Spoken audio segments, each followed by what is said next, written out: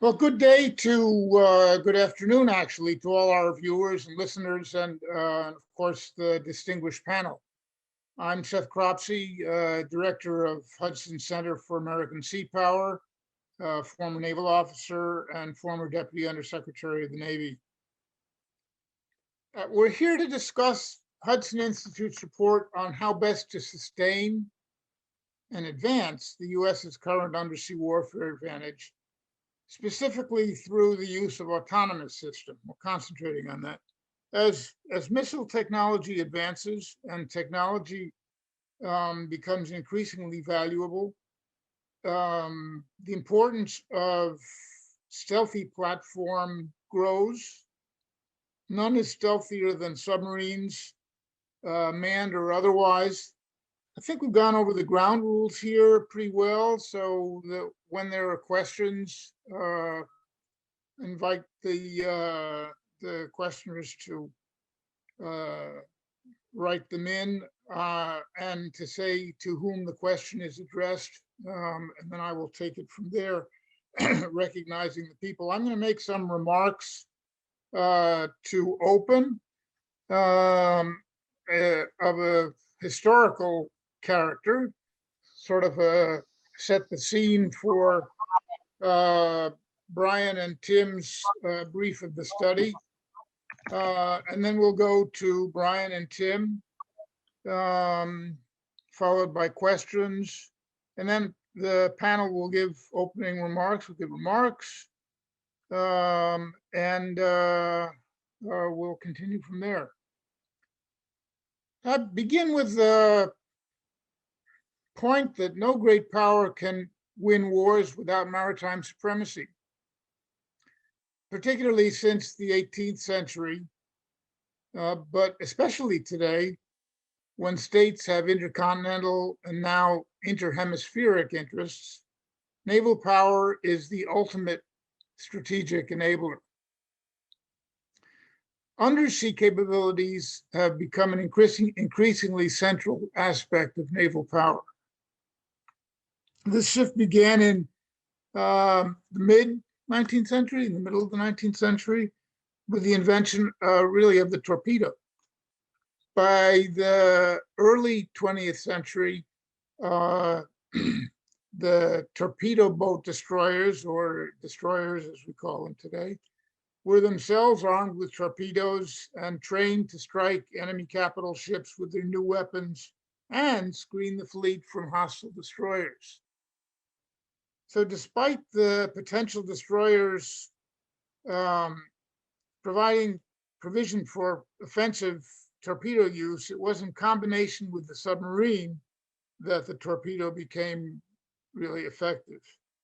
As the Great War, World War I began, nearly every national fleet viewed submarines as another component of a modern battle fleet, either as scouts and intelligence collection tools, or because of their stealth as the ultimate anti-capital ship weapon. Finally, many transformational military technologies, the submarine torpedo combination's true utility only became apparent in combat. Specifically for Germany, fleet actions proved elusive, and after the middle of 1916, dangerously inconclusive. Once unrestricted submarine warfare became policy, German U-boats did immense damage to the British economy, sinking 13 million gross tons, I think it was 13, throughout the war. While the Great War was the proving ground for undersea warfare, the conceptually truly matured, the concept, I should say, really matured during World War II. Each of the major naval powers, Germany, Japan, and of course the Western Allies, developed undersea doctrines that matched their broader strategies. Their relative success and failure, in no small part, really determined the war's outcome. In the Atlantic, Germany adopted an offensive doctrine that amounted to the logical evolution of the previous conflict's unrestricted submarine warfare. Just as during the Great War, Germany hoped to break Britain's will by destroying its economy through U-boat cruiser warfare. The situation was reversed in the Pacific. The Allies, primarily the US, took the offensive, and Japan the defensive. Although the US had limited familiarity with submarine operations before World War II, through combat experience, submariners developed a doctrine not unlike their Kriegsmarine counterparts. Technological improvements, particularly of torpedoes, and American engineers' tendency, based on geography, in large measure, to design long-range cruiser boats, and an active undersea intellectual community substantially increased combat efficacy. But as in any conflict, the adversary's mistakes are just as important as one's own inventions. While the Imperial Japanese engineering was effective, the IJN never grasped the submarines at the time were being used as commerce raiders. As competition with the West, well, let's move forward to the Cold War here. Its time is really limited. The Cold War signaled another transformation in undersea warfare. As competition with the West intensified, Soviet strategists turned to submarines as a strategic equalizer. Submarines formed the backbone of Soviet naval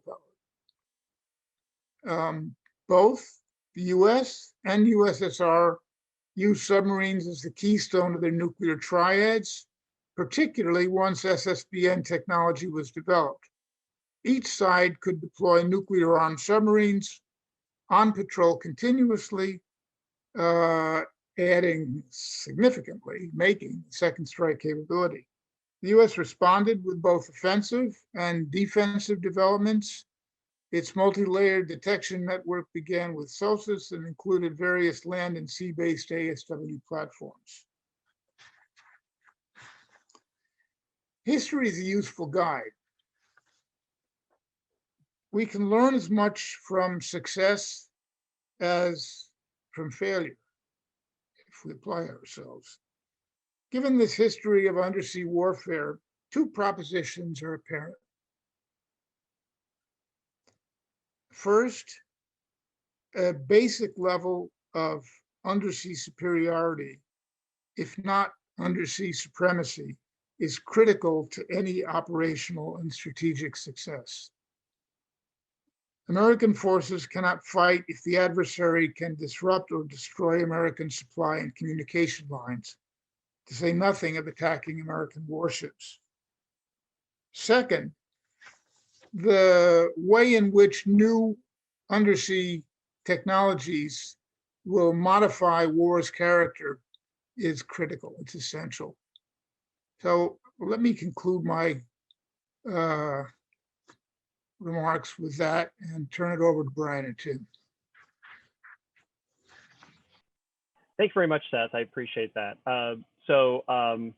I'm Bryan Clark, a senior fellow here at the Center for Defense Concepts and Technology at Hudson Institute. I'm here with Timothy Walton, who, with Seth, recently completed a study on the future of anti-submarine warfare and how we might disrupt anti-submarine warfare with autonomous systems. Tim is a research fellow here at the center and has been with us for about 6 months now. And he has a background in Chinese operational theory, as well as in operational design, missile defense, and in logistics.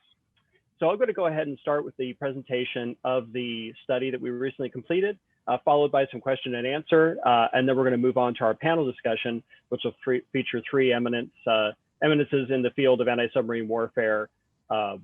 Admiral Jonathan Greenert, the 30th Chief of Naval Operations, Admiral James F, Foggo, recently Commander of the US Naval Forces Europe, and Dr. Curt von Braun, Technical Director for Naval Power at Raytheon Technologies. Our study looks at how do we sustain US Navy's undersea advantage by using autonomous systems to disrupt the current mission of anti-submarine warfare. Today, how we do anti-submarine warfare is open for disruption or ripe for disruption. If you think about the example of the IBM PC during the 1980s, early 1990s, it was a highly integrated system that was relatively expensive and optimized for the missions for which it was applied, which is often business computing operations.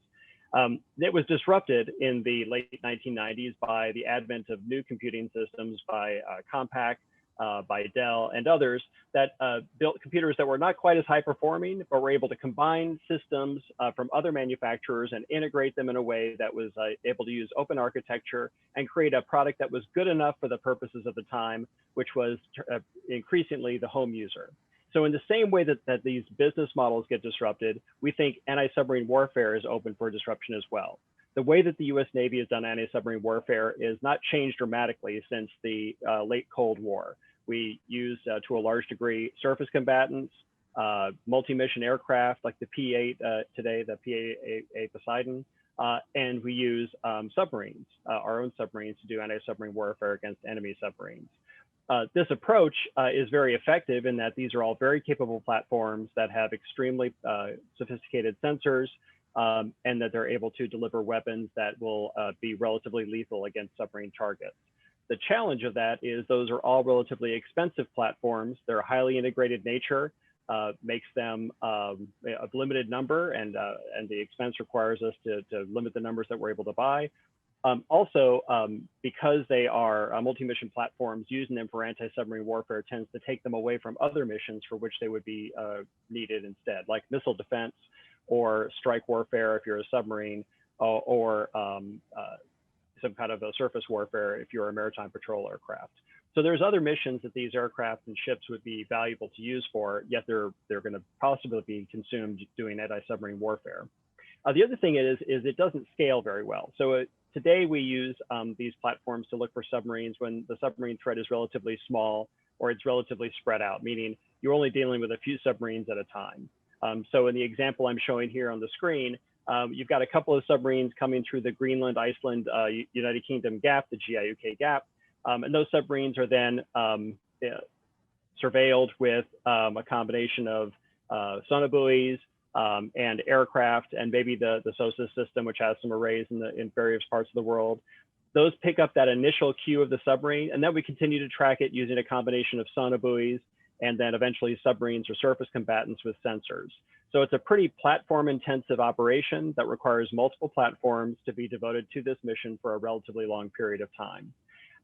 This approach is very effective in that it will track the submarine, but if you get more than a couple of submarines, it's difficult to scale. So if the Russians were to deploy more submarines at one time and attempt to flood the zone, you're forced into a situation where now you're playing zone defense and submarines are likely to leak through.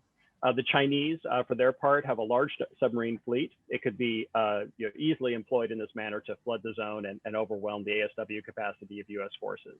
So this ASW approach of today is expensive, it doesn't scale well, and as I said, it's ripe for this disruption that we've seen in business over the last several decades. And as a great example of that, if you look down at the bottom, the cost to operate this system of systems, just the one we're showing here in the depiction, is relatively high. So you're looking at costs in the hundreds of millions of dollars to operate these platforms over the course of even a few weeks or a month. And that adds up very quickly. So the idea is, well, can we come up with a way to do anti-submarine warfare that's able to scale and maybe lowers that cost so that we're able to actually sustain anti-submarine operations at a high intensity or even a moderate intensity for a longer period of time. And that's what we decided to try and approach with this study. In general, to kind of summarize, the study looks at using unmanned systems for anti-submarine warfare.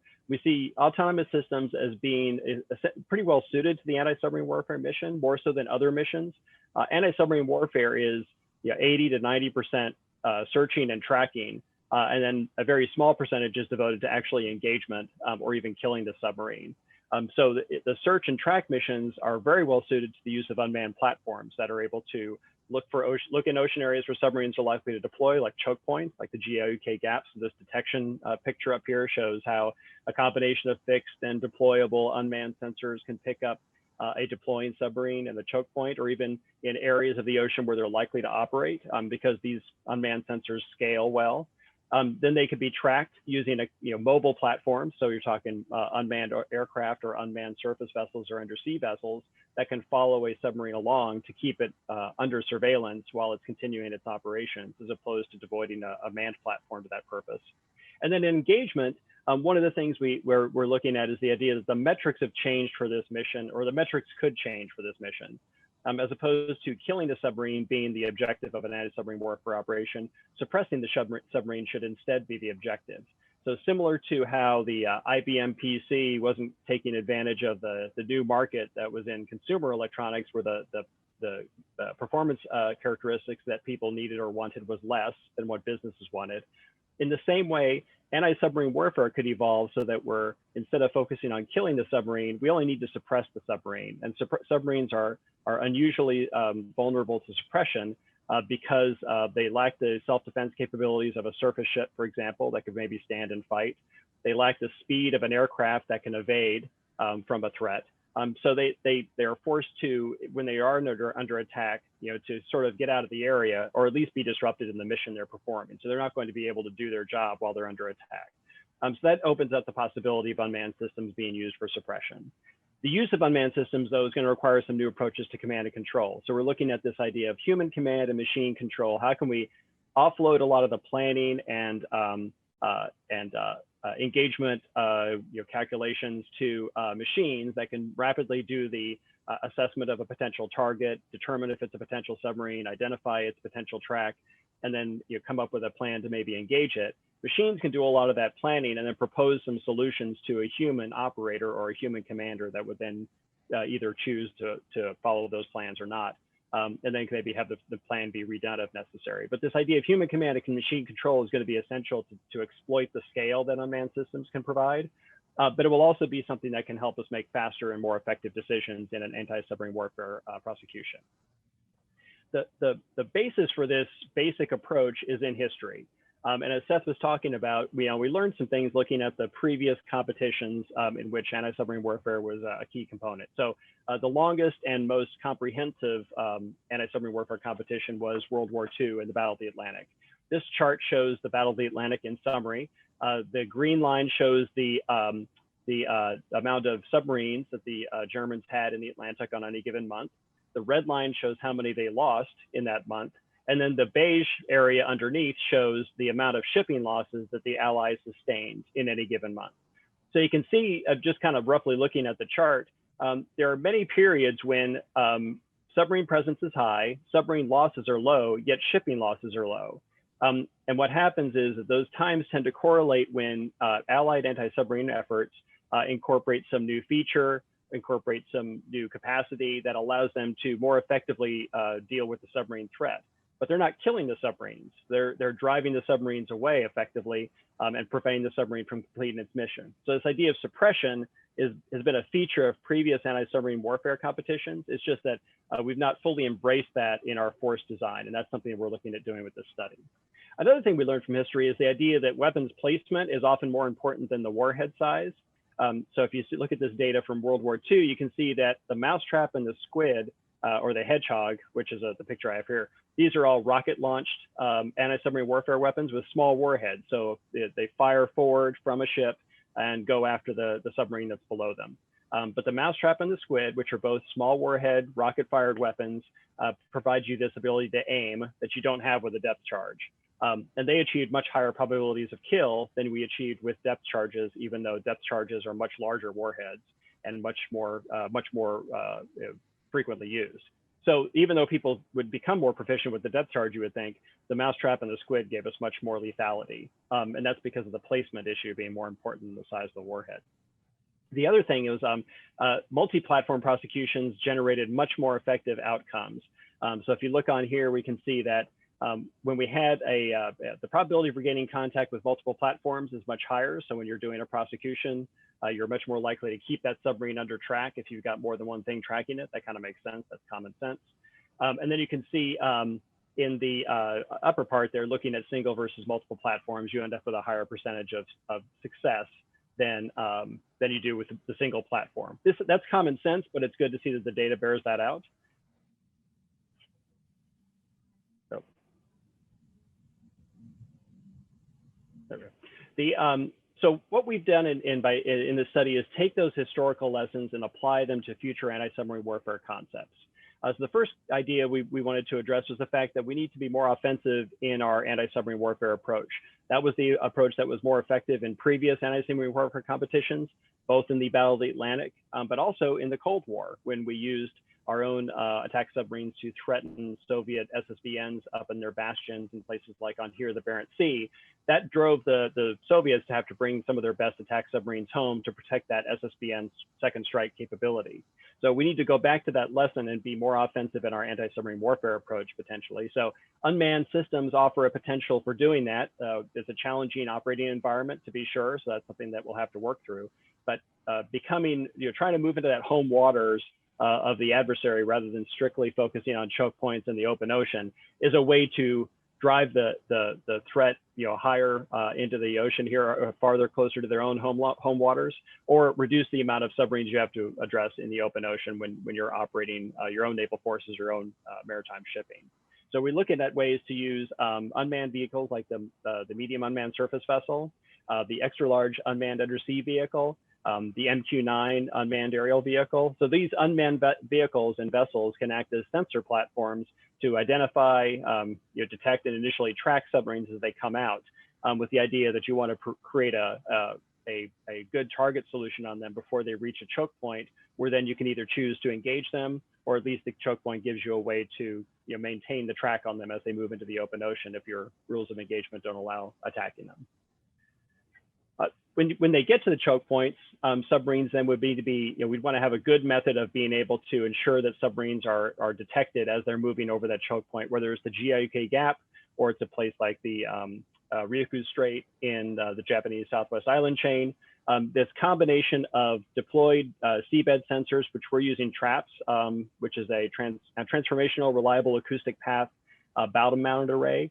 It looks up instead of looking horizontally like most sonars. So it provides you this annulus, as you can see on the picture, where a submarine can be detected as it moves across across the water above the sensor. You could complement that with, we have here glider UUVs that are similar to the liquid robotics UUV that does a lot of oceanographic surveys. They can tow towed arrays. They could act as an additional sensor in this choke point sensor network. And then you could have sensors standing by to then pick up those submarines as they move through the choke point. So we have a combination here of sonobuoys, today's sonobuoys being dropped by an MQ-9 to deploy them and put out a sonobuoy field to maintain track on a submarine after it leaves the annulus of those bottom mounted trap sensors. Or you can have medium unmanned surface vessels pick up that track and maintain track on that submarine as it moves into the open ocean. Now, that's going to be really important because one of the challenges that we have today is scalability, right? So if we have a large number of submarines move through this choke point, we might pick them all up as they move through, but then we don't have enough platforms to maintain track on them after they leave the choke point and move towards the open ocean. To minimize that threat, we need to come up with ways to do what's called track and trail. So how do we maintain track on those submarines once they leave the choke point? And that's one of the things we're going to be doing with this study approach or the family of systems we're proposing. Alternatively, if you don't want to track and trail a submarine, you can also engage it. And so the idea here we're going to focus on suppression of submarines. So we're going to use small weapons to alert the submarine that's been counter detected, and also to alert the submarine that's being prosecuted and potentially damage the submarine that would cause it to have a sound silencing problem or a noise problem that's going to cause it to return to port, or will cause it to be easier to detect down the road. So these small weapons can have a lot of utility in a anti-submarine warfare prosecution if we change the metric from destroying the submarine to instead suppressing the submarine or potentially damaging it. And when I talk about small weapons, I mean compact, very lightweight torpedo, small depth bombs. Some of the weapons we currently use for mine neutralization might be effective here as well. It's mostly to alert the submarine to the fact that it's been detected and that it's being prosecuted. And then after if a submarine leaves the choke point, if we decided not to engage it, we're going to need to do this track and trail mission. One approach for track and trail might be to use compact, very light, low frequency active acoustics, which is similar to what's used on today's SIRTAS ships that do open ocean monitoring for the US Navy. Those systems are small enough that they could be deployed on a medium unmanned surface vessel or deployed by it. Also, medium unmanned surface vessels can use towed arrays, similar to those on surface ships or in submarines. they can maintain a loose track on these submarines after they leave the choke point to allow us to engage them later, or to minimize the search problem when they approach places that we're concerned about, like naval formations, like a carrier strike group, our allies, like the Japanese coastline, or even the US homeland. Then one element that we talked about earlier, human command with machine control, an element that's going to be key in each step of this, but in particular in the track and trail and engagement phases, is command and control nodes. So today's P8s are not going to be eliminated in this new model. The new model would use them mostly as a command and control platform and as excess capacity. So if we run out of weapons in our MQ-9s or in our medium unmanned surface vessels, the P8 can provide additional weapons capacity to engage submarines as part of the suppression mission. The P8s can also provide that command and control node so that they're able to keep a human in the loop. And one of the benefits of using unmanned systems in the ASW mission is it is a slow enough mission that you can do it with a human in the loop, because things are moving at a relatively slow speed. Decisions to engage don't have to happen in milliseconds as they do in air defense. They can happen within minutes as they can in this mission. So the idea of a human in the loop is a realistic proposition with anti-submarine warfare. And then if submarines do make it past this cordon of search, track and trail, and engagement, now we have to worry about them approaching US Naval Forces. And here the mission will switch to being focused on suppression and disrupting attacks.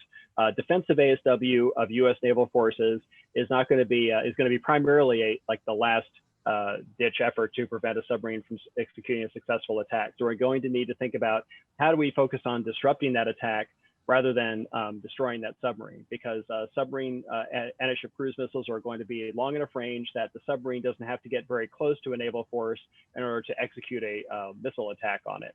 So you need to have platforms that are deployed away from the naval force, like medium unmanned surface vessels, like lighter UUVs, like Pouncer aircraft, like MQ-9s, aircraft and ships that are deployed somewhat away from your high value assets, that are going to be able to detect and engage submarines far enough away that they're going to suppress them before they're able to cause an anti-ship missile attack against the naval force. But that means the focus needs to be on suppression and disruption. Killing a submarine in this situation is probably not realistic, just because of the time constraints you might be operating under, and the potential for having to do this across a large number of submarine threats simultaneously in a wartime scenario. Then I'll turn it over to Tim now to talk about what are the programmatic implications of these new approaches to anti-submarine warfare and what they mean in terms of the potential budget ramifications and the savings. Thank you, Brian, and thank you everyone for joining us. As Brian mentioned, as we assess the potential utility of some of these systems, we did so through the lens of two operational scenarios. This picture is the first one, where we had a Russia scenario in which a growing confrontation led to the Russians seeking to surge, in this case, 6 submarines past the GIUK gap. As Brian sort of elucidated, that scaling problem of large numbers of submarines going through the gap could today be a challenge. But with this new, more unmanned approach to ASW, we could scale to meet that, and scale to meet it over a protracted period of time, where, for instance, Russian submarines could seek to go straight through the gap into open waters, or they could seek to, over a period of months, seek to probe the sensor capacities and the like there in the gap, which could take a pretty high operations and support costs. So in this proposed unmanned ASW approach, you can see in the first step, we have sensors like traps detecting contacts. Then we have other assets like medium altitude, long endurance UAVs like the MQ-9 or medium unmanned surface vessels, then start to trail the submarine contacts. And if the rules of engagement allow, they could start to conduct operations to engage them in order to suppress them or damage or destroy the submarines. And then there are P8s or other manned assets that could play a role of command and control and then pouncing as necessary. In total, this combined mix of these unmanned and manned assets, we found would not only be more operationally effective, because you could scale it to meet the problem, but it would also be less expensive. So on the bottom left-hand table there, you could see that the total cost per month of these assets depicted would be around $40 million. And that's less than a third of the traditional predominantly manned approach to ASW. So it has a very high operations and support cost benefit, And then in terms of the procurement cost benefit that you can see on the right-hand table, it's even greater, where it's less than a tenth of the cost of the procurement of the traditional manned assets. On the next slide, we have our next operational vignette, which is focused on the Western Pacific. And in the Western Pacific, then we're going to flip to that slide, you can see how we have this operational vignette focused on providing coverage on those three straits there, the Takara, the Miyako, and the Luzon Straits. And this unmanned approach to ASW would allow us to be able to cover potentially very large numbers of Chinese submarines that could sortie to threaten deployed naval forces, commerce, or bases ashore with their weapons. So again, the cost benefits are pretty significant. It's less than a third as expensive to field this unmanned ASW approach compared to a traditional ASW approach. And in terms of the procurement costs, they're significantly lower as well. In total, on the next slide, we can see that if you combine the costs of the current US Navy assets that would be needed to support the missions in the North Atlantic and the Western Pacific, and the proposed Hudson approach that incorporates these unmanned and manned assets, the operations and support costs are significantly lower and the procurement costs are much lower as well. This doesn't mean that we don't want to use manned multi-mission assets to continue to conduct ASW or conduct other missions, right? These assets should be employed, especially if they've already been procured, and new ones will need to be procured in the future. But it does mean that their role can shift from being the assets that are conducting effectively the entire effects chain, where they're detecting, tracking, and trailing assets, to assets that would focus more on command and control, pouncing at higher capacities, or trailing of key adversary submarines. This cost difference that you can see on the slide between the current and proposed approach also suggests another opportunity. And that opportunity is to try to incorporate more of these unmanned assets into the force, use more unmanned instead of manned assets for some of these ASW missions. And from those operations and support cost savings, you could effectively pay for the procurement of these unmanned assets into the force. Specifically, we estimated that the savings generated by the total O&S cost savings would pay for procuring the unmanned concepts assets, specifically the traps, the medium altitude long endurance UAVs, and the MUSVs, in about 13 months of focused ASW operations. Those 13 months of operations could likely take place over the course of a number of years, but it signals that in the near term, there could be enormous savings from shifting to this new approach.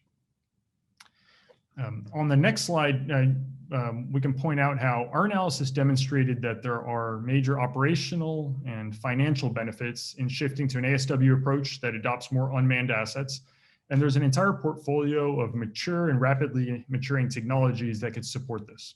To do so, though, the US Navy and allied and partner navies are going to start to need to incorporate some of these unmanned systems in its portfolio. And this slide shows some of the trades that are possible. So we have a Virginia-class submarine, an Arleigh Burke-class destroyer, and a Constellation-class frigate. And if you combine the costs of these assets, it would be equal to all of the unmanned assets you could procure on the right side table. So it's a series of sensors like sonobuoys, munitions like torpedoes of various types and mines, and then unmanned surface, subsurface, and aerial assets that could conduct ASW. There are pretty good industrial base and other reasons why doing a direct one-for-one trade of this may be imprudent. But what the analysis shows is that the good news is that there are sort of viable opportunities to invest in a very large and expansive portfolio of unmanned ASW assets that could support the mission. And that even modest changes that could take place in procurement over time could field a more efficient and effective ASW force. So that's it for now, and we're now looking forward to your questions. There's a question here. Let me just go to the top.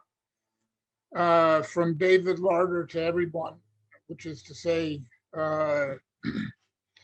when you want to answer, unmute and answer.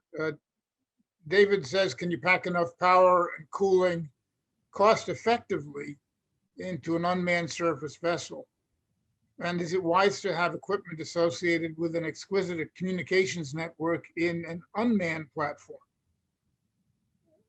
is there a point, he asks, of no return cost-wise where the money, hassle and security risk associated with an unmanned vessel make it not worth it?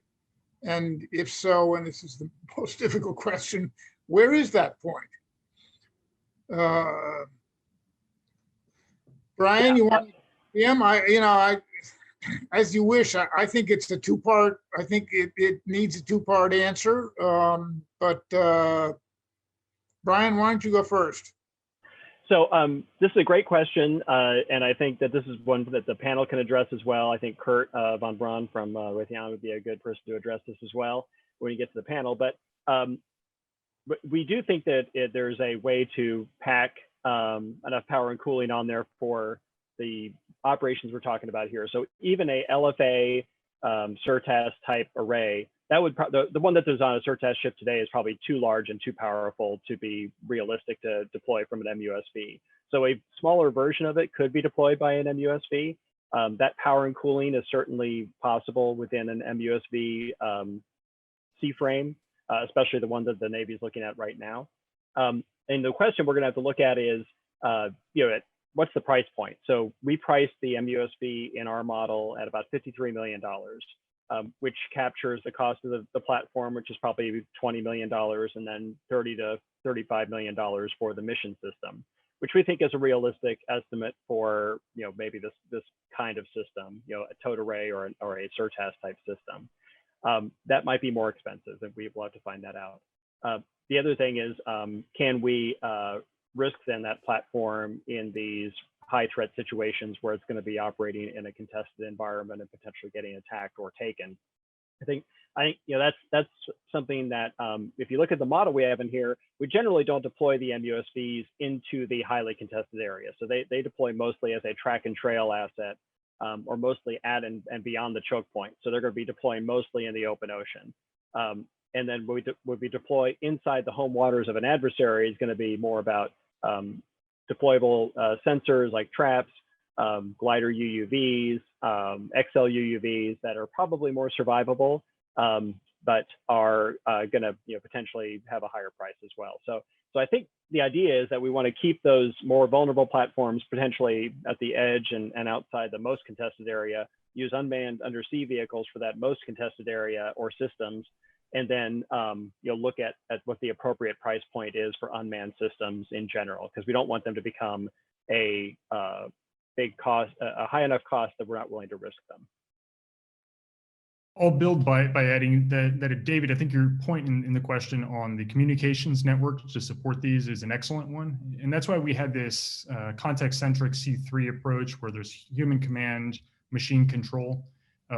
We want the systems that are used in many of these unmanned ASW functions to mostly focus on the transmission of information, vice the transmission of raw data in most cases. And that allows you to lower some of the communications demands, so communications isn't occurring as frequently, which can in turn lower the risk of geolocation or the like.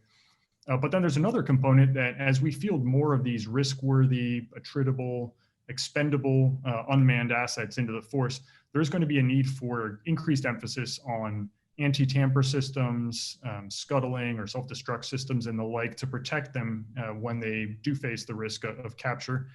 Many of the technologies, though, that we're talking about incorporating onto MUSVs or other assets that would operate even further forward into a more contested zone are either commercially available or wouldn't be as sensitive. So their potential capture wouldn't pose as high of a campaign risk than sort of more exquisite sensors that would be on manned assets. Okay, thanks, guys. We got a question from Craig Hooper, who notes that the ability to deliver air ASW sensors with UAVs reduces the demand on P-8 airframes. Okay, but says Craig, as I understand things right now, the reason that solution isn't available and the processing bandwidth requirement are too great to prosecute targets from shore from the shore.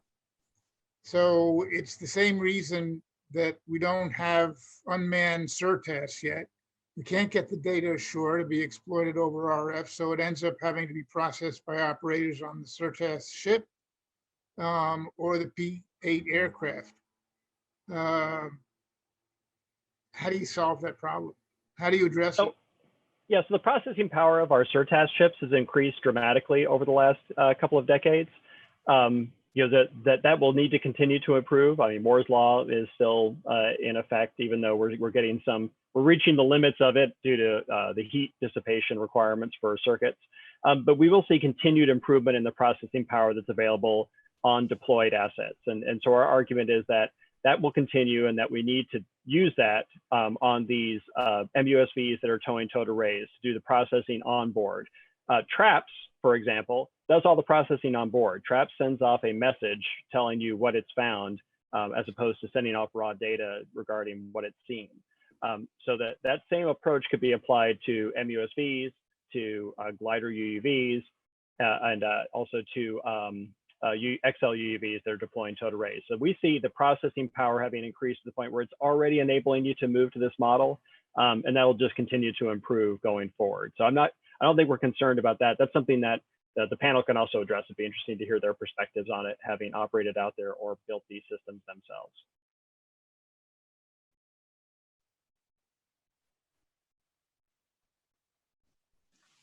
Tim, you want to make a comment, or you want me to move along? No, I think that's a great point Brian made. I think we can move on. Okay, good. Let's see. We got a hole here. Sam Legrone again.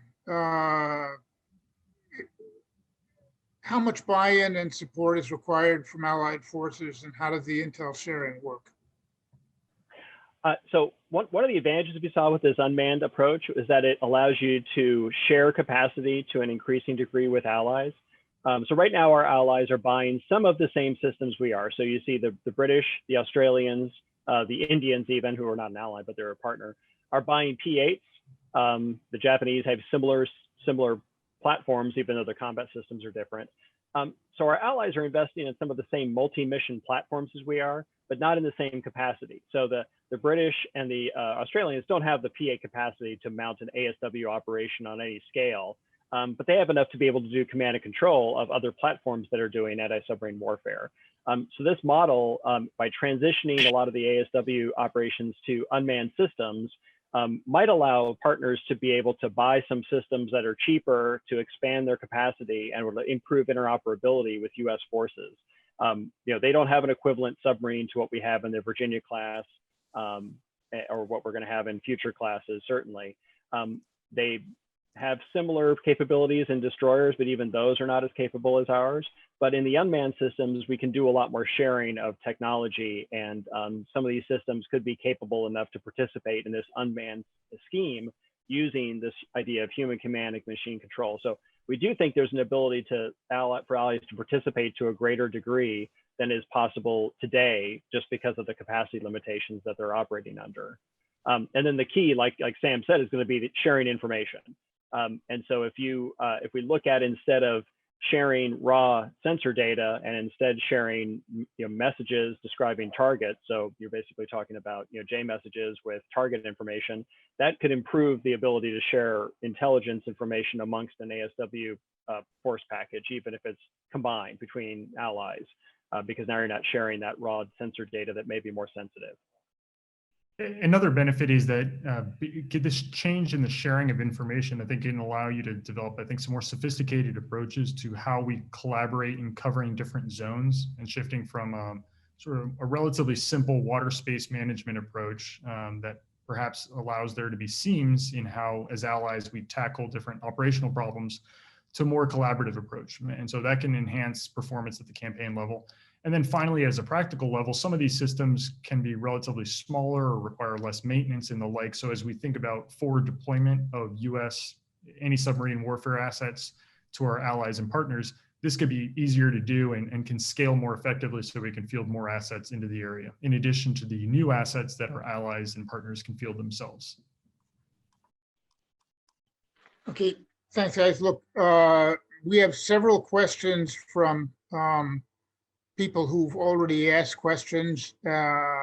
We'll get to them if we can. We're running up close to 11 here. I want to try to get to quickly the questions from people who have not asked them before. Megan Eckstein is curious about the focus on smaller weapons and whether it's meant to damage enemy subs and alert them that they've been found versus traditional weapons meant to destroy them. You've addressed that, but I think that Megan wants to hear a little bit more. The question is this meant to be a cost-saving effort? Like the move to cheaper weapons would free up money for all the UX fees needed to conduct the mission? Is the limitation of what an unmanned vehicle can, is there a limitation on what an unmanned vehicle can actually carry, or is there an operational reason that drives the focus on damage versus destroy? Yeah, so that's a great question. So with the intent was, so we found through our analysis that suppression ends up being the way that submarines are countered in long-term anti-submarine warfare campaigns. That was the result of work we did for DARPA a few years ago. And what we found then is if suppression is the mission, then you don't necessarily need a large weapon to be able to suppress the submarine. You just need to be able to have a weapon that's got some credibility and can alert the submarine to the fact that it's been counter-detected, which means you could use smaller weapons than we traditionally have gone for in anti-submarine warfare. So the opportunity was created by the way the anti-submarine warfare campaign progresses. And then we saw that as a natural fit for unmanned systems. So kind of like I said at the beginning, the reasons we thought unmanned systems were really well suited for the ASW mission was a lot of it's based on search and track. And the timelines are slow enough that a human can be in the loop. And then also this opportunity to use smaller weapons that are probably more the size that an unmanned system can reasonably carry. So those three things make ASW much more suited to unmanned systems than other missions might be. So yes, this is really not a cost savings. This was an opportunity expressed by the historical analysis that we could then exploit in terms of how we designed the force to do anti-submarine warfare. So we're able to take advantage of that change in the metric in terms of what's necessary and use a different set of systems to accomplish the mission, not unlike the idea of the Dell PC coming in and displacing the IBM PC as the predominant player in the consumer PC market. So it's this idea of disrupting the mission. Bryan, and may I be so bold as to just add on to this question? Please, Jamie, please. So first of all, I think the questions from Craig, David, Sam, and Megan are outstanding as I go through them on chat. And I know you all in the rules were the ones that were going to answer the questions, but I feel compelled to come in here and with all great respect to the authors and to Bryan, who I've known many, many years, is brilliant. I'm going to take a contrarian view here. When I read Megan's question, it kind of sparked a lot of emotions in me. Suppression, that's an interesting phrase. I grew up, as did Admiral Greenert, and as did Bryan in the submarine force, with a deterrence mission, whether it's an SSBN or an SSN. We want to deter a fight. We never want to go into a fight if we don't have to. But when we do cross that threshold and rules of engagement are authorized, there is no going halfway. You don't just half wound an enemy submarine. We created a Mark 48 heavyweight torpedo to take out the big guys, to take out ballistic missile submarines and robust titanium hulled attack submarines and large surface ships. So I just wonder how that is going to actually manifest itself in a future maritime strategy. Personally, I would not support that. I think if you're going to go into a fight, you go in with one goal or one objective. That is to win, not to wound the enemy. But if they start it, we will finish it, and there will be a severe cost for whatever violation of sovereignty called this thing in the first place. And then I'll drop out and I'll come back later. So thank you for the opportunity to comment. Yeah, I think that's a great point. So in the study, we talk about the fact that submarines and Mark 48s are absolutely essential to kill an enemy submarine, and that we still need them. We're not advocating that we reduce any of those numbers.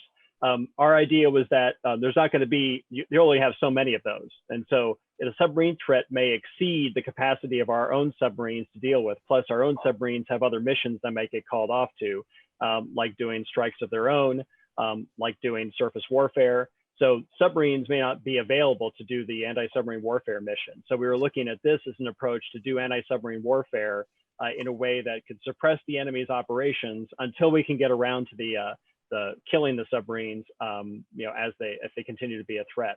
And also, as Admiral Foggo notes, you absolutely need to use submarines to go after the enemy submarines that are the particular high-end threat. So SSBNs, attack submarines that are approaching the US coast, you can't let them just be suppressed. You're going to have to eliminate them by destroying them.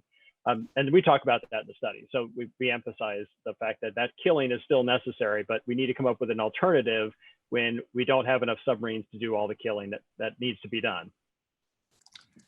Another interesting nuance that we found as part of that multi-platform attack analysis that Bryan was referencing in World War II was that when multiple platforms are attacking a submarine contact, they tend to have a higher probability of successfully engaging it. So even if we're employing lower probability of probability of kill weapons from these unmanned assets, so smaller weapons that in general may have a lower probability of kill than larger, faster ones, multiple attacks from those small weapons will cumulatively generate opportunities for more significantly damaging or perhaps even destroying, in some cases, those submarines. So many small attacks can actually pose a pretty significant threat to the submarines and force them to modify their operational behavior, or over time lead to more kills, either directly or by wounding those submarines, in the words of the Admiral. It then provides opportunities for some other assets to then come and conduct follow-on attacks and actually destroy them. Okay, I cannot resist taking advantage of the opportunity presented by Jamie Foggo's question here to transition into the panel discussion part of this. Bryan has already briefly introduced all three of the panelists, and so I'm going to, at the expense of listing their distinguished accomplishments and positions in their career, I'm going to let Bryan's introduction stand by itself and go directly to Admiral Greenert for his observations, comments, whatever he'd like to say about this. Then we'll go to Admiral Foggo, and then we'll go to Dr. von Braun, and then we will have a discussion in the time that remains to us of 24 minutes or so. So, John, if you're there. All right, great. First, congratulations to you, Bryan and Tim, on the study. I read it twice, first when it was in a preliminary form, and I love it. I think it's a great follow-up to what many are calling the Battle Plan 2045 that was put together by the Department of Defense recently. I think this is the warfare area that really needs a debate and discussion in the department. I think the study should be read by the Navy staff and our components. And Seth, I do appreciate your historical, both near-term and far-term perspective. I think it's helpful for all of us that are looking at this. It's a privilege to be able to comment with Jamie and Curt, and my best to them. So this domain, this undersea warfare, in my view, has to evolve. As the study clearly outlines, we got to get away from the platform-centric mission. It will bring us to our knees very quickly. That's easily laid out. Another way one might look at this is it's time to think of distributed lethality in the undersea, or distributed maritime operations in the undersea. I'm not trying to coin a phrase. It's just, to me, somewhat analogous.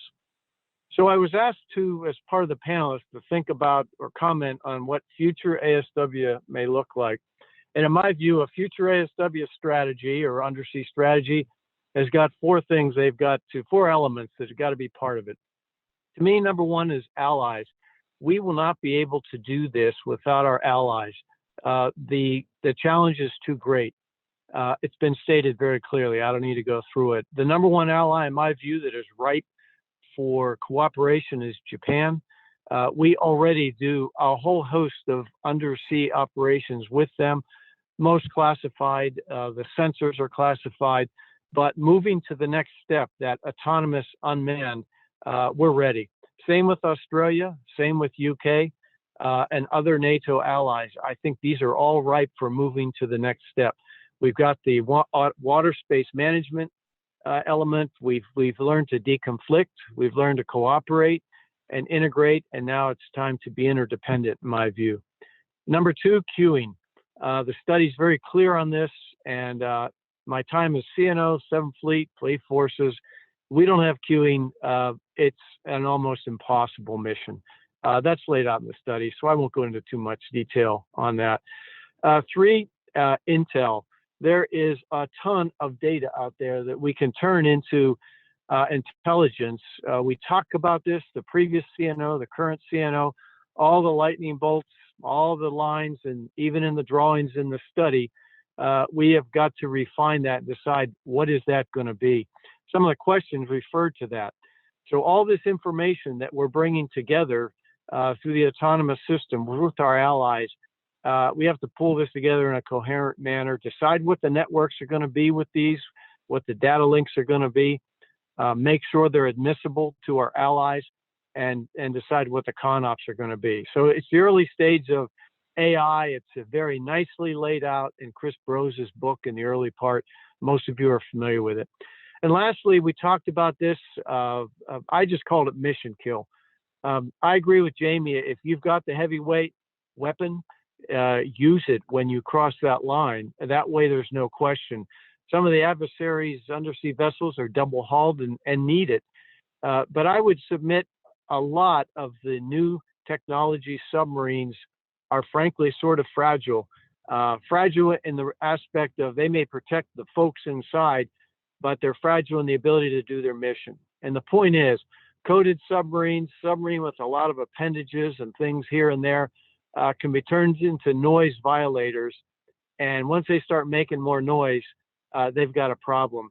A lot of Chinese modern submarines have a lot of added seawater systems to a lot of the things that they want to put on it. And anybody that's done anything underwater understands that any leaks are a big problem and probably a mission kill. So those four items I think are important. I look forward to the further discussion, and thanks for the ability to comment. Over. Thank you. Jamie? Okay, thank you very much for the opportunity. I am just honored to be on this stage with such an august group of people.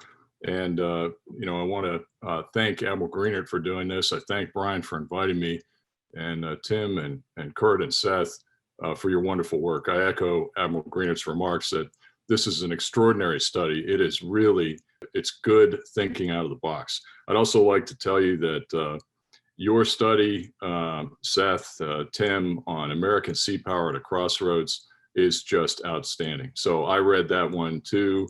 And yesterday I was comparing notes with Admiral Greenert about the cooperative strategy for the 21st century. And I really see that American Seapower at a Crossroads as, the fundamentals of a solid maritime strategy. So bravo Zulu to the Hudson Institute and all of you who have put this great work together. I've got 5 minutes, so I'm going to talk about 5 bullets. First of all, I'm going to talk about the Fourth Battle of the Atlantic.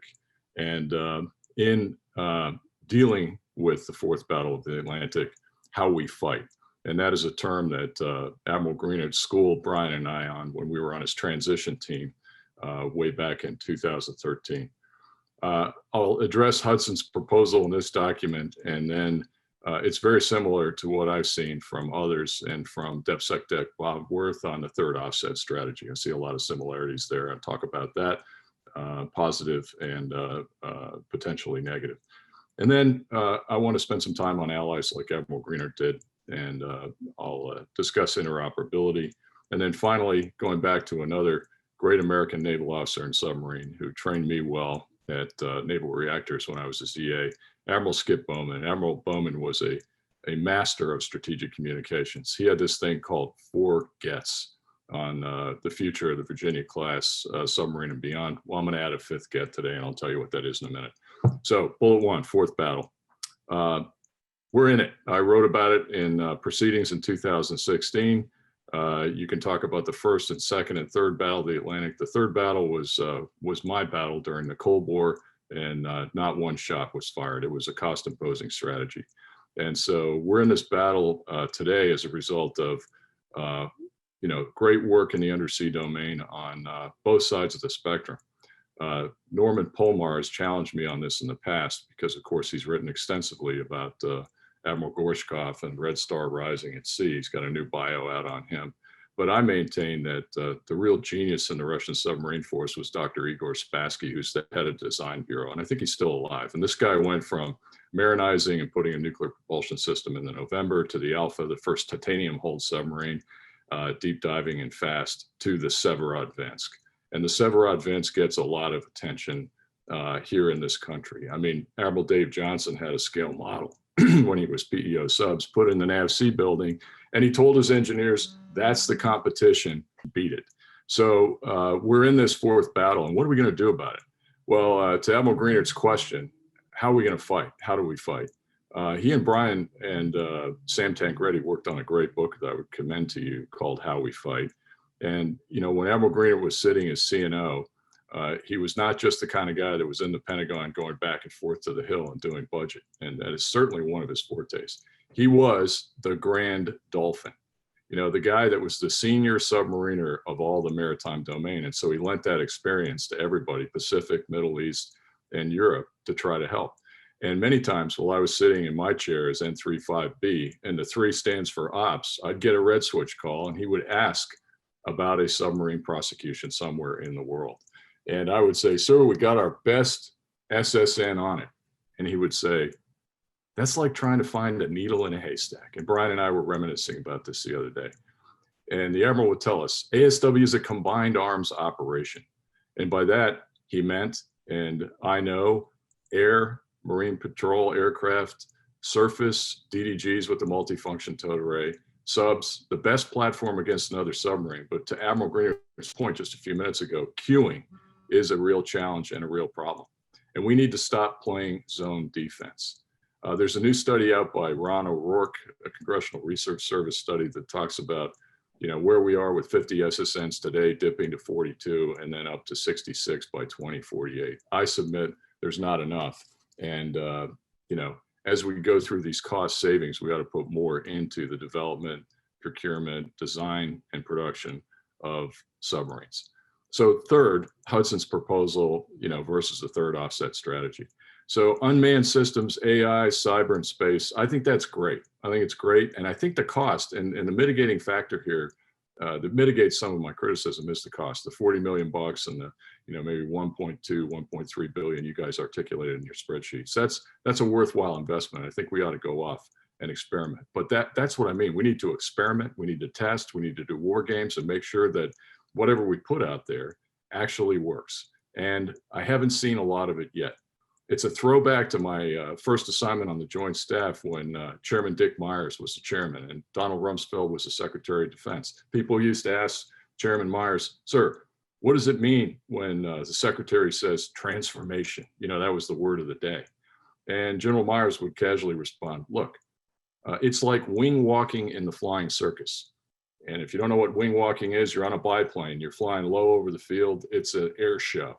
The guy that's on the wing of the biplane walks out and walks back in while that pilot keeps the platform stable. You're doing like 150 knots, wind in your face. You don't have a parachute. So you're relying on your strength and your balance, and you're holding on to the struts of that biplane. Well, you better make sure before you grab that next strut and move in or out that you got a firm grip on the last one. Otherwise, you're off the wing, no parachute, you're going to hit the ground and you're going to crash and burn. So that's what I say. We've got to make sure that these systems work. I don't mean they have to be, tested to a fare thee well, but we've got to do the build, test, build, prototype, get them out there and see how it goes. I'm talking directed energy. We've already started that. Railgun, where is it? Some of these AI unmanned systems, unmanned platforms. Let's get them out to the fleet and let's do the fleet battle experiment. And I know that people like Admiral Franchetti and Admiral Grady and Admiral Davidson and Admiral Aquilino and the CNO all agree with that. So there's some real challenges there in order to prove that these things can work, and then we can go into production. Partners and allies. Okay, I want to say a couple of things about that. Admiral Greenert and I wrote an article back for Proceedings in 13 called The Global Network of Navies. It still exists. They are still valuable partners and allies. Let's talk about SSNs. So the best and most capable in the United Kingdom. The French developing new submarines, helping other nations out with their SSN programs. The Dutch, time-honored submariners. The Germans, the Turks. The Germans are working consortiums with other allies, the Greeks, the Norwegians. You're starting to see a pattern here. Everybody wants submarines. So the undersea domain is going to get really, really busy. It's expensive. It's resource driven. So my theme when I was over there as 6th Fleet, and again as the 4-star, was let's do some consortiums. Let's do like NATO AWACS. Let's do like the C-17 consortium in Papa, Hungary, where we get 4 airplanes and everybody shares. And so we started with procurement of the P-8, and the first one arrived before I left in Lossiemouth in Scotland for the United Kingdom. And we're doing right seat, left seat drives in those aircraft right now with American and British pilots. The Norwegians are bringing it on board. Other people need to do that. They need to buy into it. You don't have to buy the most expensive platform or the most expensive kit, but that is an essential element of anti-submarine warfare. Combined arms from the air. And it can also be done out in the Indo-Pacific. Number five, I mentioned Admiral Bowman's inspirational 4 gets. I'll remind you what they are. Get payload, get electric, get modular, and get connected. Okay, so that was about submarine design in the future. My 5th get, especially apropos of this discussion, is get a strategy. We need a strategy. Your document is really good, and your American Seapower document is really good. NATO needs a maritime strategy on this theme of interoperability and connectivity with the partners and allies. We can't leave them behind. The last NATO maritime strategy was 2011, before Crimea, before the return of the Russian submarine force, before the manifestation of 6-kilo class submarines in the Black Sea and the Mediterranean, before China's rise and China's presence in One Belt, One Road. They're all over the Mediterranean, they're all over Africa. They even followed us in Baltops in 2016 and 17 and did a live fire exercise after we completed that. I was very surprised at that. And the explosion of anti-access area denial in places like Kaliningrad, in Syria, and on the Crimea. So it's time to come together and to put these strategic thoughts on paper, not just as very capable think tanks, but as a nation with our partners and allies, and move forward, particularly in the undersea domain, which I consider, and many of my colleagues in this room, the most lethal and the one where we have the most risk. Thank you very much for the opportunity to comment. Thank you, Jimmy. Excellent comments. I've written enough about the priority or the subordination of technology to strategy. So I don't think I have to repeat myself here. Let's go to Curt, and we started a little bit late, so we're going to extend this to about 15 minutes. So there's time for more exchanges. Curt, would you like to weigh in here? Yes. So let me start by passing on my thanks to the Hudson Institute and to Bryan specifically for inviting me onto the panel. And I'm delighted to be sitting alongside Admiral Greenert and Admiral Foggo to talk about what I think is really the future of the Navy and the future of ASW. So I'm really here to represent industry's unique perspective on the problem. And I'd like to do so with 3 kind of key talking points. The first is really that industry needs to be a thought leader in this area. And to do that, we need to understand first and foremost the threat, which means industry needs to do deep dives into the intelligence collections to understand China, Russia, North Korea, Iran, so that we understand what the capabilities that they're going to present to us, and as importantly, the timeline that they're going to present so that we can prepare for it. Once we've done that, we need to be fully immersed into our Navy's response to those threats. So we need to understand the warfighting plans. We need to embrace the combatant commands integrated priority lists, their joint urgent operational needs, as well as the Navy's new concepts of operations. For example, distributed maritime operations is a critical one. And I think once we understand the threats and we understand our Navy's response to those threats, then and only then can industry truly start to assess what the capability gaps are and what the technology needs are that need to be closed in order to be able to execute on these warfighting plans against these threats. And then after we've done that, industry needs to actually innovate, right? Because all of these proposals that Bryan and his team have presented to us, it involve gaps, technologies that we don't have today that need to be filled. And so we have to innovate. We have to work with our government partners in the research and development community, like the Office of Naval Research, DARPA, the Special Capabilities Office, and the undersea community and the security protection programs, undersea technology offices, and so on, to be able to mature these technologies so that their readiness to evolve into an engineering, manufacturing, development phase, and then on into low rate initial production, and then ultimately full rate production. So I think as industry thought leaders, we need to embrace all of these areas so that we can ultimately close these technical gaps that Bryan has alluded to. So the second point I want to make is that no industry player, no matter how large, can go this alone. These technologies are vast in scope, and no industry player has the ability to execute on any one of these technologies by themselves, which means we need a deep set of partners in industry that support a deep supply chain as well as a robust supply chain. So as we think about both peacetime modernization of the fleet to be able to support these kinds of unmanned capabilities, we need a very robust supply chain to have second and even third sources during peacetime. And then, of course, if the day should come that we need to mobilize, we need to be able to ramp up very rapidly within industry, which is no mean feat, I think, as we all know. And so we need that robust supply chain to do so. So rich partnerships, tremendous opportunity to get the biggest bang out of our industry that we possibly can. And then the third point, and I think I speak for all of industry here, is that we are doing these things. We have been immersed in the threat documents. We understand the warfighting plans, the integrated priority list, the new CONOPS that the Navy wants to fight in. And through that process, we have learned a great deal, and we are both ready and eager to take on this challenge of fielding numerous unmanned platforms. And in doing so, where we are focused in industry is really on what those gaps are. And those gaps clearly for unmanned systems are the unmanned surface and undersea platforms themselves.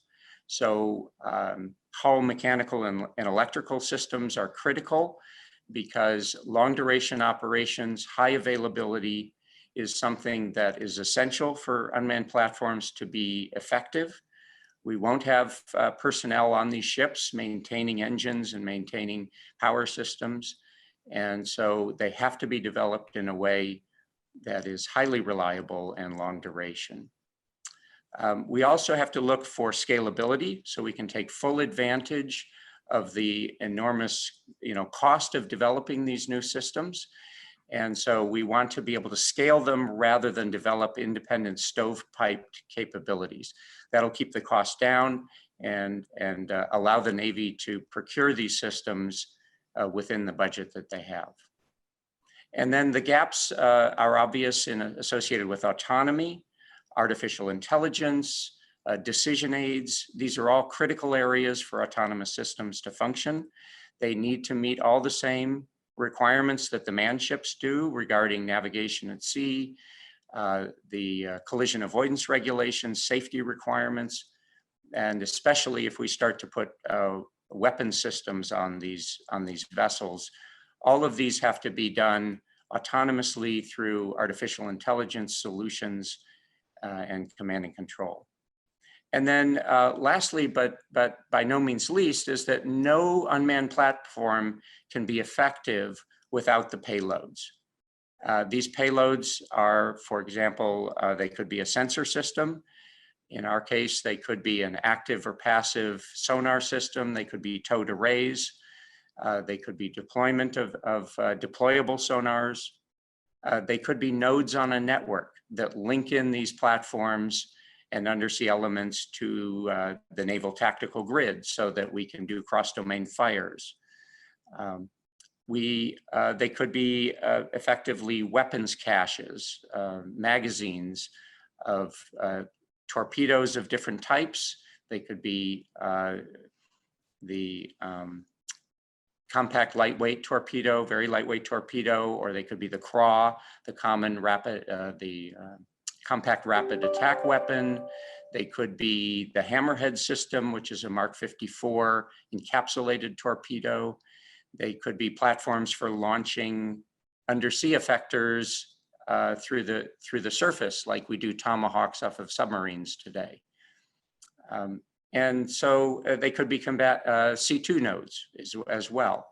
And so these payloads also have to be developed in an autonomous way so that they can operate at least as long as the platform itself, because we don't want the platform failing at sea, and we don't want the payloads that the platform is enabling to fail at sea.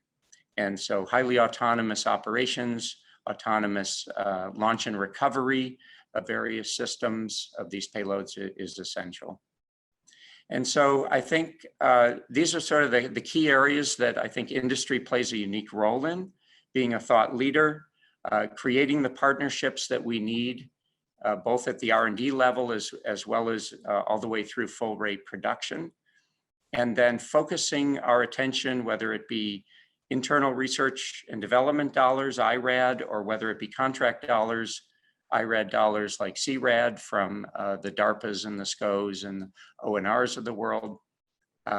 These all have to come together to be able to enable the kind of vision that Bryan and his team have laid out here to become a reality. So with that, I'll thank you and pass it on back to Bryan. The GIUK gap was a very useful way of demonstrating the kinds of technologies and approaches that that the report recommends, but I don't think that it was intended to be a strategic document. So the questions that I have for Admiral Greenert and Admiral Foggo, who talked about let's say forward-leaning operations and dealing with at least that part of the world, and I think the rest of the world. Do you think that the ideas of the maritime strategy as understood toward the end of the Cold War still apply? Or should we be thinking more about defending the GIUK gap and making sure that that Russian subs don't get through it? And if you're thinking former, if you're thinking is the former, namely that there are parts of the old end of the Cold War maritime strategy that still apply, how do they apply today? Especially in light of the technology that we're talking about in the report. I'd be happy to address that from a standpoint of the 1986 maritime strategy, and in light of the recent book that Secretary Lehman published called Oceans Ventured. I had the great privilege of reviewing that for the Naval Institute. After I read that book, I was in the midst of planning for Exercise Trident Juncture. It's the largest exercise NATO has conducted since the end of the Cold War. 50,000 soldiers, sailors, airmen, and Marines. During that time, we sent a request through the chain of command to Secretary Mattis and asked him for the aircraft carrier Harry S. Truman, and he granted that request for the full 7-month deployment. And I knew exactly what I wanted to do with it. I wanted to employ it just the way Secretary Lehman and CNOs during that period employed the carriers forward. We hadn't operated north of the Arctic Circle, since the 80s. And so that's what we did. Not one kid on that ship, from deck plate level seaman or on the flight deck, had been in the high north in the wintertime operating, and they launched FNA-18 aircraft at 12 to 18 foot seas. Absolutely brilliant job by Admiral Gene Black, and it's no surprise he's the Sixth Fleet commander. Why did we do that? We sent a message. Forward presence. During the 86 strategy, I remember hearing the senior Admiral Hank Mustin talk about sending the carriers over the top of the Kola. And somebody said it earlier, I think Bryan, in the history of the Cold War, the Russians, Akrameyev was basically instructed by Gorbachev to pull everything back and defend the homeland. That's when we knew we won that cost-imposing strategy. So we've not just done it once in Trident Juncture. We did it again with the Surface Action Group in the middle of a COVID crisis back in April and May in the Barents. That was the first time in 20 years that we've done that. And Admiral Burke has been back since. So kudos to Admiral Franchetti, Admiral Burke, Admiral Black for maintaining that presence up north. And there's a reason we do that. We will go any place that is considered international waters, and we will not be intimidated. And we'll maintain our sovereignty, and we'll help our allies do that too, in accordance with the treaties and the alliances that we have with them. NATO is one of them. Thank you. Let me go back to, first of all, thank you, Jamie. Very helpful. Let me go back to a couple of questions that that were unanswered because we didn't have time. But there is more time now. From Mallory Shelburne, and this is directed to all, who asks, is it possible to talk more about one-to-one trades? It's something that you think Navy is already considering. How could the Navy sell that idea to lawmakers who already think the service needs to do more than unmanned systems experimentation and testing before buying more unmanned platforms? So Curt, yeah, I was going to say, Curt, would you like to address that? Yeah. So I think clearly more testing is required. We have to build. We've got the prototypes of the numerous vessels, whether they be on the surface, like Sea Hunter and Overlord, are prototype vessels for the MUSV kind of class, where you could be doing towed array types of solutions for ASW. And then we have the undersea, obviously the XLUUV and LDUUV platforms, as well as numerous smaller ones, are all going through prototyping phases right now and early development. More testing is always required, right? You can never do enough testing on these programs as you move them into the engineering, manufacturing, and development phase, where you've really settled on a design and you're now moving out with that design, heading towards low rate initial production. So I think there is more planned. Obviously, L3 recently run a contract for the next round of the what's effectively the medium or large unmanned surface vessel kind of class. And so they will be going through multiple units of that as they mature. So certainly more testing is always valuable. Yeah, I would also add that, the whole purpose of having our forces deployed forward around the world, not only to deter, not only to defend, but also to get better at this thing we call war fighting and how we fight. And so, in a couple of years that I was over in Naples, either as Sixth Fleet or as the 4-star, I think we perfected and we publicized to a broad audience that we are a battle laboratory.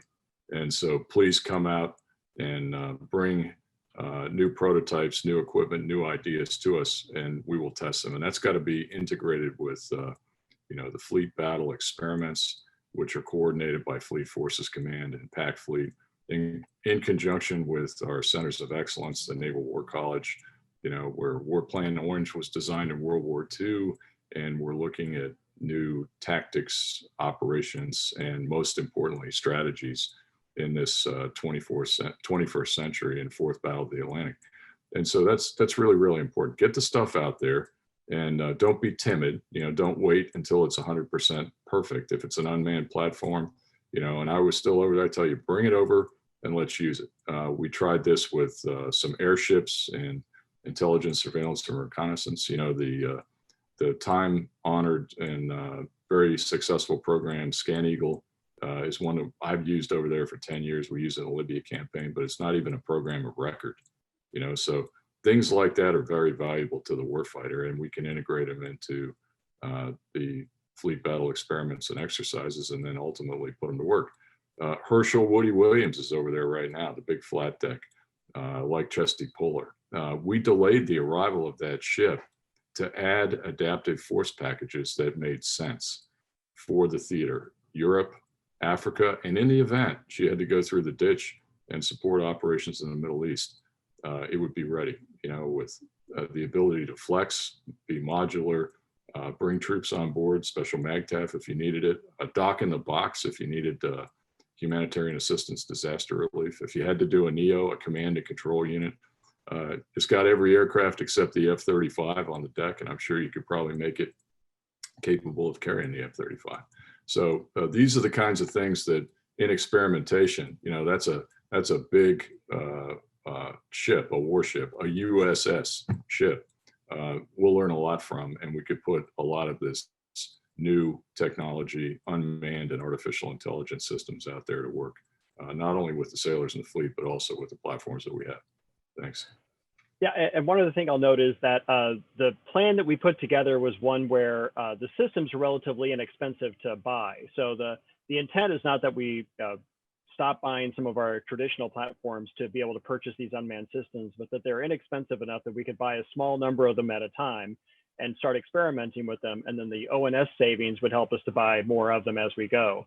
So it would help this incremental approach to evolve the ASW force to become more unmanned over time, as opposed to a more capital intensive effort where you're going to have to stop buying something that you're already using and buy this other thing. So it gives you an ability to evolve more slowly than a more disruptive type of acquisition approach might.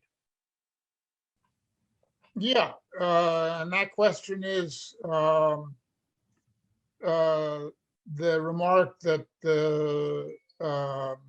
that during the Cold War, the United States had an impressive integrated underwater surveillance system, and how do we compare today?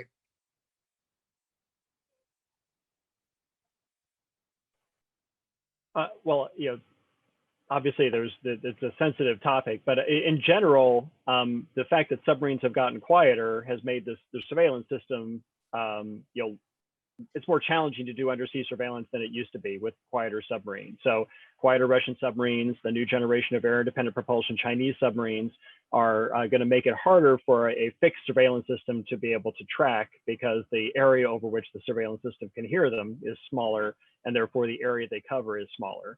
So that's one challenge. And so that means you've got to continue to upgrade your surveillance systems or expand them to create the same amount of coverage that we had during the Cold War. And in the study report, we showed this. We showed this impact of quieter submarines on the coverage that SOSUS provides or provided during the Cold War with some recently declassified studies that had come out of the US Navy. We're taking some measures to mitigate that. Admiral Foggo can talk about that, I'm sure, to try to expand the number of mobile sensors that we're incorporating into the integrated undersea surveillance system to augment what has traditionally been provided by the fixed sensors. Okay, look, we have, actually we don't, but we will, because I'll make it that way, have time for one more question. And that is directed to Curt, and that this question was raised before and answered, and the questioner would like is interested in hearing industry's point of view on the issue of whether enough power and cooling can be put into an unmanned surface vessel at a cost-effective way. And is it wise to have equipment associated with a communications network in an unmanned platform? So Kurt, if you could answer that, I will conclude with some remarks. Yes, so the unmanned platforms, in many cases, will supply only enough energy for their own use, in which case a payload needs to come on board carrying its own power, its own cooling. So for example, the medium unmanned surface vessel class is typically one where we would carry on a lot of our own power and cooling systems, and of course all of our processing to be able to do whatever it might be, like a towed array, for example, sonar system would bring on whatever power it needs. It could tap into the vessel itself if there's enough adequate power provided, but as long as we have size, weight, and power, requirements that we can meet, then we could bring aboard that kind of system, that the kind of power and cooling required. I think as far as the technology itself and vulnerabilities, of course, we are required in industry to meet very stringent requirements associated with anti-tamper. So if these vessels are boarded, we have to have solutions that make it next to impossible for them to extract the secret sauce within the system. They may actually attain a piece of hardware, but then to actually extract the information that's valuable to them is something that we make extremely difficult for them to do. And so, and of course, all of these go through our processes at the State Department and the DoD about exportability, where these can be actually put onto US ships or even foreign ships in the event, whether it's manned or unmanned, in the event that they might be taken over or boarded, as in the case of an unmanned ship. So each case is a case in study of its own. The technology is the same way. There is no one answer to that question. It really depends on the sophistication level. And of course, hence, the requirements are set much higher for more sophisticated kinds of capabilities. But this is something that is carefully monitored by the US government over industry, and then industry is levied these requirements that are often quite challenging, but we invest and meet those challenges. Thank you, Kurt. I'd like to conclude with a question that will not have an answer here, unless somebody wants to tackle it, but there's not much time left. We're over time. And that is both the Navy and the question is about both the Navy and the Defense Industrial Base's ability to produce the kinds of advances in technology that are the subject of this report in a timely way. If anybody has anything to comment about that, I'd be interested. If not, let's leave the question open. We can discuss it in the future, but it's critical given the speed that China is fielding the weapon systems. So I can. So Seth, yeah, go ahead, Kurt. I mean, well, maybe. So I will say that Seth, all the systems we described in the report are systems that are either fielded, like in the case of traps, or MQ-9, or are in the process of being fielded. So I think the technological challenges are more on the engineering and experimentation side, so how to make it work in a real world situation, more so than a science and technology project where we have to bring some new science into the real world. So I think it's more about the engineering challenges of transitioning these systems into a day-to-day operational use than it is trying to generate new technology from scratch. Yes, and I agree with that statement from industry's perspective. We are deploying many prototypes of all shapes and sizes in unmanned platforms and deployable payloads. And that is ongoing, and we are maturing the technologies as we speak. There need to be some innovations continuing. Obviously, artificial intelligence is a maturing area. We've been doing research for decades, and now it is maturing into actual deployable systems. So you know, there is no lightning bolt, a miracle has to happen for these systems to fulfill the vision that Bryan and his team have presented. It's a matter of just doing the hard engineering to make it be so. And we are doing it. We'll continue to do it in industry. And I have the utmost confidence that we will be able to meet these challenges. They're not insurpassable by no means. Thank you, Curt. So in conclusion here, I'd like to thank all the members of the panel, certainly Bryan and Tim, Admiral Greenert, Admiral Foggo, Dr. von Braun, the excellent questions from that we've gotten here during the session, it's been an excellent discussion. I too hope that this will get to the OpNav staff and maybe even the joint staff, and certainly to members of Congress. It's been most useful and timely. And I'd like to thank everybody. Stay well.